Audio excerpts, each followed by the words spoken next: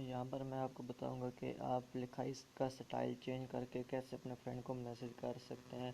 तो सबसे पहले आपने उस फ्रेंड की चैट को ओपन कर लेना है जिसको आप लिखाई का स्टाइल चेंज करके मैसेज भेजना चाहते हैं। तो मैं यहाँ से ओपन कर लेता हूँ। ओपन करने के बाद आपको जाना है टाइप मैसेज में। टाइप मैसेज पे क्लिक करने के बाद आपको यहाँ पे जो ये हैश नज़र आ रहा है यहाँ पे क्लिक करना है। यहाँ पे क्लिक करने के बाद आपने स्टार को प्रेस करना है।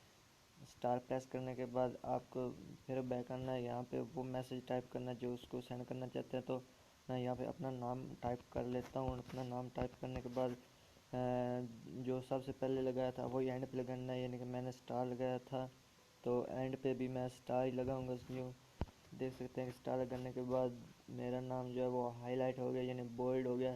तो यूँ आप अपने फ्रेंड को लिखाई का स्टाइल चेंज करके मैसेज भेज सकते हैं।